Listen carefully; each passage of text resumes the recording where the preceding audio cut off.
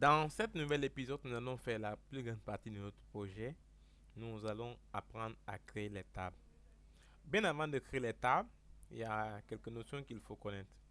C'est-à-dire, c'est quoi d'avoir une table? Donc la table est la structure fondamentale d'une base de données qui permet de stocker vos données dans des enregistrements et dans des champs. Donc c'est le premier objet créé dans une base de données. La création d'une table doit être impérativement précédée par une phase d'analyse.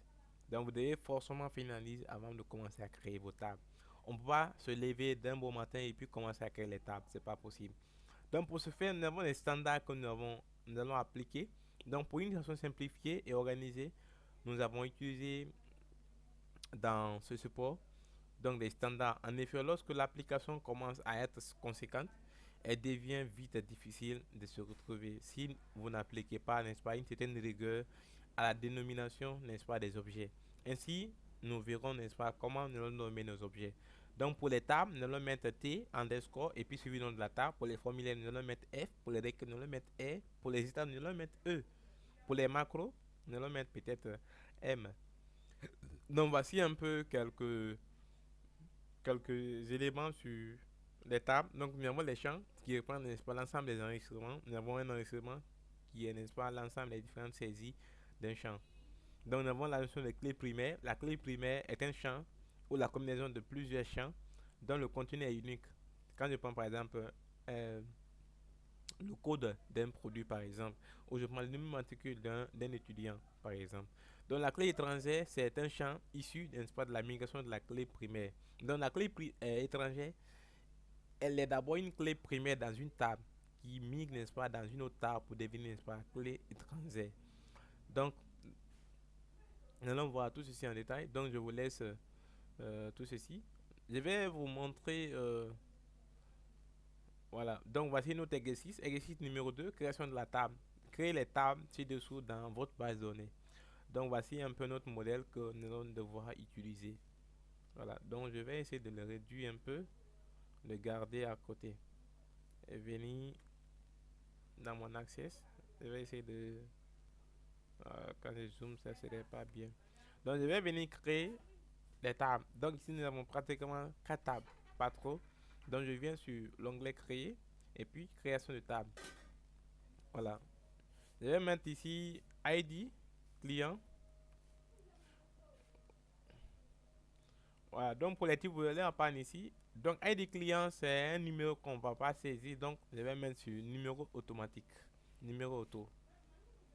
Voilà. Ensuite, je vais mettre le nom du client. Donc, le nom du client.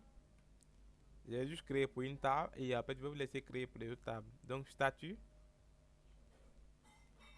Statut, adresse. Voilà, donc statut là, je vais revenir sur ça. Adresse, ensuite téléphone. Téléphone, ensuite photo et ensuite create date. Voilà. Donc, on va enrichir la table. Mais bien avant d'enrichir la table, on va devoir ajouter une clé primaire. Donc, nous allons prendre ID client comme, n'est-ce pas, la clé primaire. Donc, vous venez sur l'enregistrement, sur le champ, faites un clic droit et puis clé primaire. Là, vous avez défini ce champ comme clé primaire. Donc, CTRL S pour pouvoir enregistrer. Donc, le standard, donc c'était underscore et puis client. Voilà. Maintenant, il y a certains attributs que vous allez régler. Donc, quand je viens sur ID client, il y a certaines propriétés que vous allez régler. Je viens maintenant dans général ici. Légende. Légende ici, je vais mettre ID. Voilà. Donc, nom client dans légende ici, je vais venir mettre le nom. Voilà. Voilà le nom. Statut. Statut, je veux, n'est-ce pas, s'il est par exemple étudiant, euh, professeur ou bien autre, là, ça va être une liste déroulante. Donc, pour ce faire, je viens à ce niveau. Je viens ici, je prends assistant liste de choix. Là, vous prenez cette deuxième option, je taperai les valeurs. Je vais essayer de zoomer un peu. Donc, je taperai les valeurs. Donc, suivant. Ensuite, vous donnez maintenant les valeurs. Donc, étudiant, étudiant, professeur, et je mets autre. Voilà. Ensuite, suivant. Ici, limité à la liste. Si vous ne voulez pas, n'est-ce pas, ajouter d'autres éléments hors de la liste. Donc, et puis terminer. Là c'est bon. Là, c'est bon. La légende. Légende ici, vous allez mettre ici statut. Voilà. Ensuite, adresse. Adresse, nous allons mettre ici au niveau de la légende adresse. Voilà. Téléphone. Téléphone, c'est de type texte. Donc, au niveau de la légende, vous mettez téléphone. Voilà. Ici, au niveau du téléphone, on va préciser un truc. Ce que nous allons préciser, c'est le masque. Le masque de saisie. Donc, ici, par exemple, moi, je vais dire que je vais saisir les numéros de la Guinée. Donc, je vais définir un masque ici. Donc, mes numéros de masque ici, vous pouvez cliquer à ce niveau. Si vous ne... Voilà, je vais enregistrer la table, oui. Voilà, et vous venez maintenant, le masque, vous allez prendre ici téléphone. Donc, phone number, le masque. Voilà, donc suivant. Et vous pouvez venir maintenant modifier le masque ici. Donc, nous, chez nous, par exemple, en Guinée, c'est plus 224. Et je mets maintenant le numéro. Donc, 0, 0, 0, 0, 0, 0, 0 et 0, 0. Voilà. Donc, suivant.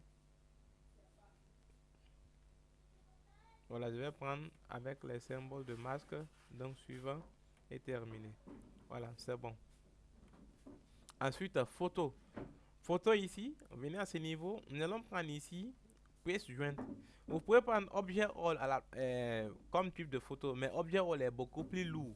Donc, ça va allouer, n'est-ce pas, votre base de données. Donc, de préférence, nous allons prendre pièce jointe. Pièce jointe, l'avantage est que vous pouvez ajouter 2 à 3 photos ou bien une photo que vous voulez. Donc, pièce jointe, voilà, c'est bon. Ok.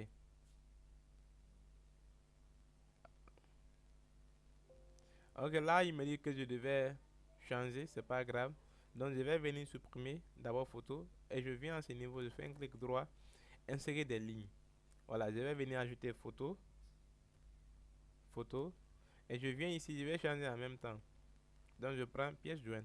Là, c'est bon, ça marche. La légende, ici, je vais mettre photo. Voilà, maintenant, create date. Je vais prendre le type date et heure. Ici, au niveau de format, vous cliquez à ce niveau pour définir, n'est-ce pas, un format que vous voulez. Moi, je vais prendre ce format. Voilà. Le masque, vous pouvez préciser un masque en cliquant sur ce niveau. Donc, je vais enregistrer. Donc, le masque, je vais laisser heure complet, date abrégée. Donc, je vais laisser le masque. Ou bien, je vais prendre ici date abrégée. Voilà. Je prends celui-là. Et terminé. La légende ici, je vais mettre create date. Voilà. Et c'est bon, j'enregistre. Voilà.